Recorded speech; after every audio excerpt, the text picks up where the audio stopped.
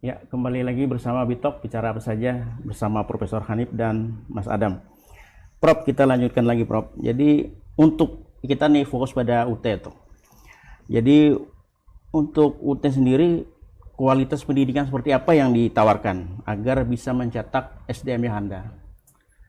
Jadi kalau UT itu kan memang menggunakan namanya sistem pembelajaran jarak jauh ya.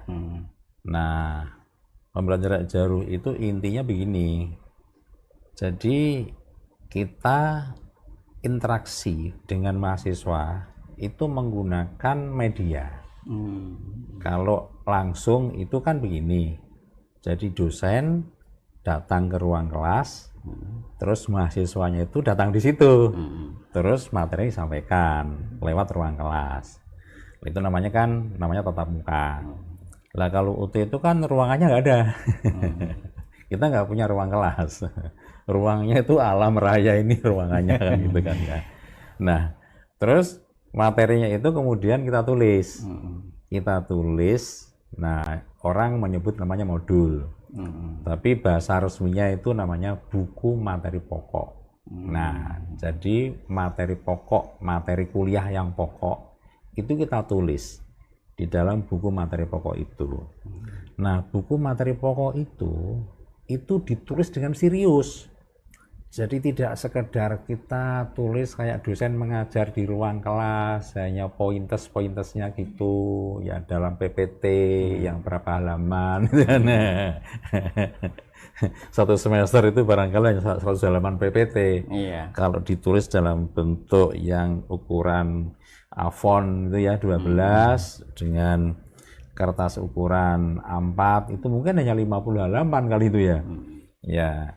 Tetapi kalau materinya di UT enggak ya. Kalau untuk ilmu sosial itu bisa mencapai 300 sampai 350 halaman. Saking seriusnya gitu kan ya. Karena kita tidak akan ya menulis materi itu ya hanya pointers-pointers begitu. Tapi dengan cara yang sistematis, dengan referensi yang memang valid ya, dan hasil-hasil riset ya yang sudah diakui dunia begitu kemudian kita sajikan. Jadi pertama kali ya bahwa modul atau materi kuliah pokok itu materinya sudah sangat berkualitas yang pertama. Dan saya berani menjamin ya bahwa materi-materi yang dituangkan dalam bentuk modul itu yang kemudian dipelajari oleh masa UT, saya berani menjamin dengan materi-materi yang disampaikan lewat ruang kelas oleh dosen tatap muka itu ya dari sisi kualitas dan dari sisi kuantitas ya itu pasti lebih bagus yang dari UT. Kemudian cara proses pembelajarannya ya orang mengatakan bahwa pembelajaran UT gimana itu? Orang tidak pernah ketemu dosennya gitu ya. Loh, mahasiswa itu kan orang dewasa, bukan anak-anak ya. Lah kalau anak SD, SMP, SMA, itu masih anak-anak lah gitu ya. Tetapi kalau mahasiswa itu kan sudah orang dewasa, Bisa mandiri ya. mandiri. Maka cara mengajar dengan orang dewasa itu bukan namanya pedagogi, tapi andragogi. Andragogi itu diskos, bukan kos. Kalau kos itu gurunya ngomong, muridnya mendengarkan. Tapi kalau diskos, andragogi itu asumsinya orang dewasa itu dia sudah punya bekal, dia sudah punya tumpukan pengetahuan. Nah, oleh karena itu pengetahuan baru itu sifatnya menambah, kemudian memperkuat, ya, menginovasi. Sifatnya itu namanya andragogi. Nah, oleh karena itu maka proses pembelajaran di UT itu namanya tutorial. Tutorial itu bukan kuliah, tetapi ya tadi, yaitu menambah, memperkuat, menginovasi. Karena materinya sudah kita kirim ke rumahnya. Jadi bukan mahasiswa itu dengan kepala kosong datang ke ruang kelas diisi oleh dosennya. Tetapi materi itu sejak awal kuliah sudah kita kirim ke rumahnya dan itu lengkap. Mulai dari A sampai Z. Sehingga mahasiswa sudah bisa mempelajari itu. Nah, nanti pada waktu tutorial itu kita hanya memperkuat ya. Kemudian juga menambahnya nggak banyak-banyak ya, karena materinya sudah cukup ya. Kemudian menginovasi pikiran dia. Nah, dengan demikian maka lulusan UT itu katakan sekarang kita pakai ukuran adalah PNS yang diterima tingkat nasional. Yang terbanyak itu alumni UT. Oh iya. Iya. Jadi rankingnya tahun 2019 ya, itu kan negara menerima PNS jumlahnya 20.000 ya. Ini yang paling banyak itu alumni UT, baru UGM yang diterima ya. Yang diterima, jumlah yang diterima. Loh, itu artinya apa? Ketika kita diadu dalam satu kompetisi nasional, maka UT tetap lebih unggul. Kan itu jelas kan ukurannya, apalagi misalnya begitu ya. Nah, kemudian kalau dilihat dari katakan misalnya performance ya. Performance kinerja dalam bentuk tulisan, dalam bentuk kompetensi di kantor ya. Sekarang ini banyak sekali sekda, kepala dinas, kepala seksi, direktur yang alumni UT. Itu banyak sekali ya. Di pemerintahan maupun juga di swasta juga banyak sekali. Salah satu mahasiswa saya sekarang dia diangkat jadi direktur di Freeport. Dan dia juga bukan direktur yang nggak punya prestasi, nggak punya wibawa. Dia juga termasuk direktur yang bagus di sana. Pak, termasuk maaf potong. Ya silakan. Ada juga yang bertanya itu bagaimana sih kualitas dosennya gitu kan, kemudian setelah lulus itu apa yang didapat gitu kan, kelebihannya dari mahasiswa UT itu seperti apa gitu kan. Ya, jadi saya itu adalah alumni UT. Saya angkatan pertama. Saya masuk UT tahun 1984. Lulus tahun 89. Terus kemudian karena saya termasuk mahasiswa dengan IPK bagus ya. Terus akhirnya saya ditarik di UT untuk jadi dosen di UT. Saya punya pengalaman yang menarik ya. Jadi pada waktu saya ngambil S2 di UI ya, ini teman-teman saya satu-satunya yang dari UT hanya saya, alumni UT maksudnya, hanya saya. Yang lain dari UI, dari Undip, dari UGM, dari Unhas, dan semua perguruan tinggi top. Nah, saya punya pengalaman ya, tadi katakan apa sih pembedanya? Nah, pengalaman saya sendiri begini.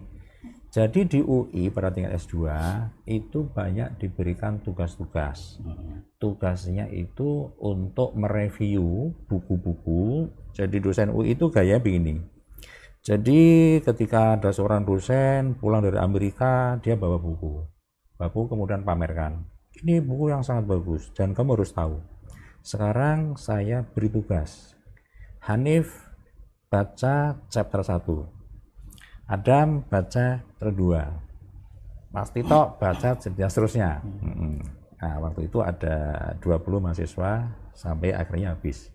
Saya beri waktu 1 minggu untuk diringkas dan kemudian nanti presentasi. Nah, gitu kan ya. Nah, akhirnya oke, semuanya begitu. Nah, nanti ketika 1 minggu itu kemudian kita harus diminta laporannya mana nih, saya lebih dulu pasti. Karena terbiasa. Karena terbiasa membaca.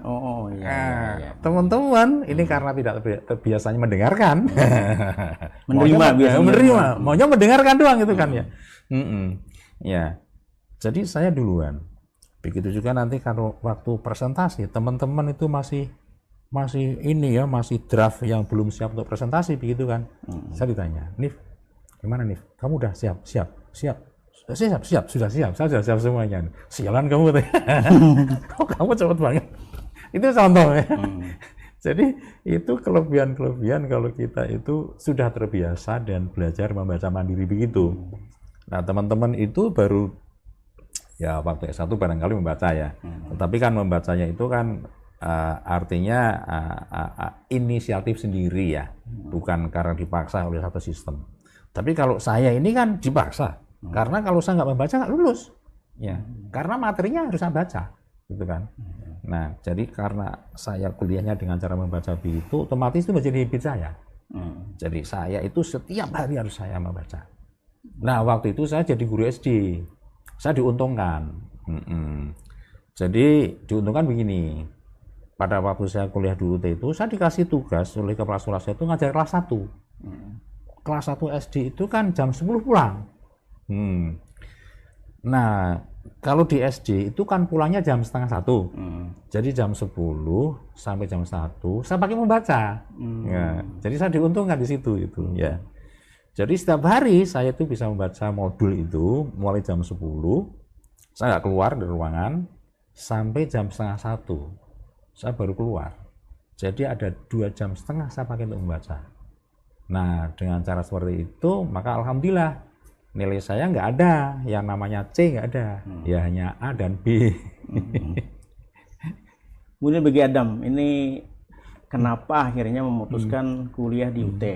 Jadi kemudian apa saja yang didapat selama ini selama kuliah di UT? Baik Mas. Pertama kan tadi pilihan kenapa di UT gitu Mas ya. Karena memang pertama kan tadi tingkat fleksibilitas yang sangat tinggi ya, kita boleh nih memilih antara mau full online atau hybrid yang separuh online separuh bisa langsung datang langsung gitu kan. Cuman kebetulan kalau saya memang mengambil yang full online gitu kan. Karena agar memudahkan saya juga, karena saya juga masih bekerja. Jadi di luar saya bekerja, saya masih bisa untuk belajar. Tadi seperti Prof. Hanif juga kan ada keuntungan ketika selesai mengajar dapat bekerja, dapat belajar. Dan saya pun sama, setelah pulang dari kantor, saya masih bisa membaca-baca buku modul, membaca-baca dari diskusi. Kalau full online itu ada diskusi di dalam website e-learningnya UT itu Pak. Jadi itu lebih mengembangkan diri saya untuk belajar mandiri, sehingga ketika membaca suatu artikel atau suatu hal itu tidak hanya judulnya saja atau apanya saja, jadi terbiasa untuk membaca lebih detail. Dan itu nantinya akan memberikan sisi positif kepada kita agar tidak mudah menyimpulkan sesuatu atau termakan akan hoax yang pada era digital ini memang lebih masif ya adanya hoax-hoax di internet dengan kemudahan mengakses informasi itu. Ini kan apa namanya bekerja gitu kan. Apakah sudah ada misalnya gara-gara pola belajar di UT itu yang malah bisa menguntungkan dalam suasana pekerjaan gitu? Mungkin bisa contohnya seperti apa pola misalnya memberikan ide atau seperti apa gitu kan? Dan ada sudah yang bisa dipakai walaupun belum lulus gitu kan? Seperti itu. Ya, yang bisa saya implementasikan dari kegiatan belajar mengajar di UT di bidang pekerjaan saya, di kegiatan bekerja saya sehari-hari itu salah satunya ya tadi Pak, untuk membaca. Terkadang kan kita memang, kebetulan saya kan arsiparis di instansi saya gitu kan. Nah, tugas saya sebagai arsiparis itu kan mengarsipkan dokumen, mengarsipkan file digital. Itu kan perlu untuk kejelian, untuk menentukan apakah ini masuk kategorinya apa, ini masuk kategorinya apa, seperti itu. Dengan saya terbiasa di UT, itu melatih saya untuk cepat memahami terkait arsip-arsip tersebut. Lalu kejujuran. Nah, seperti yang tadi Prof. Hanif juga sampaikan bahwa di OT itu tidak ada ibaratnya yang mengawasi ketika kita mengerjakan tugas atau mengumpulkan tugas. Namun kan lebih ke kesadaran kita secara pribadi kejujuran kita dalam mengerjakan tugas itu benar-benar hasil dari kita sendiri, hasil dari bagaimana kita mempelajari modul dan lain-lain dituangkan untuk menjawab tugas-tugas yang sudah diberikan oleh tutor atau dosen. Nah, itu pasti kan akan diimplementasikan dalam hal pekerjaan ketika kita memang diberikan tugas atau apapun oleh atasan, kita juga terbiasa untuk berperilaku jujur. Nah, terakhir untuk closing statement dari Adam sendiri terkait UT ini. Kalau closing statement dari saya terkait kenapa harus di UT atau bagaimana? Atau mungkin pengalamannya atau seperti apalah terkait UT ini. Bagi saya itu untuk mengenyam pendidikan itu tidaklah sulit. Kalau dulu kan mindset kita, apalagi saya dulu belum mengenal UT waktu masih SMA gitu-gitu, masih belum tahu lah terkait UT. Dulu tuh mindsetnya kalau kuliah tuh harus datang langsung, apalagi misal saya kebetulan saya asli Demak, itu kan di daerah Guntur itu kalau mau mengenyam pendidikan apalagi kuliah itu kan jauh, harus ke Semarang kalau yang berkualitas gitu kan. Dengan adanya UT itu mempermudah kita untuk akses ilmu. Selain terjangkau kalau dibandingkan dengan universitas-universitas lain, apalagi dalam tanda kutip yang bisa kita lakukan untuk sambil bekerja, itu pasti biayanya lebih mahal daripada yang reguler. Nah, sedangkan di UT malah kebalikannya, lebih murah daripada reguler, sehingga selain kita dapat menempuh pendidikan, mengembangkan diri, kita juga bisa sambil untuk bekerja, untuk membantu perekonomian keluarga dan lain-lain. Seperti itu sih kurang lebih. Kemudian untuk Prof, jadi closing statement seperti apa, Pak? Jadi untuk terkait UT ini, Pak. Iya, jadi kalau UT katanya dengan masalah itu generasi emas begitu ya, ini menjadi garda terdepan. Jadi yang menyiapkan generasi emas tahun 2045 ini garda terdepannya ya UT, karena kita bisa menjangkau yang sangat masif ya. Generasi muda yang hari ini itu perlu pendidikan, itu kita siapkan secara masif dengan satu model pembelajaran jarak jauh yang tadi sudah saya sampaikan. Kita jaga kualitasnya, yang kita juga terus ya inovasi sesuai dengan perkembangan teknologi yang terkini kita sesuaikan, sehingga lulusan UT itu bisa dijamin ya. Jadi kompetensinya itu sesuai ijazahnya, dan karakternya itu pun juga dijamin baik, sehingga nanti pada saat mereka itu sudah sampai pada tahun 2045 dan itu kemudian diberi tugas oleh negara, bangsa dan masyarakat atau perusahaan swasta, maka dia sudah siap menjadi orang yang terbaik. Iya. Terima kasih Prof, terima kasih Adam. Ini pembicaraannya sangat menarik sekali. Mudah-mudahan dengan pembicaraan ini kita mendapatkan hal-hal yang bisa kita menginspirasi. Terima kasih atas perhatiannya. Assalamualaikum warahmatullahi wabarakatuh.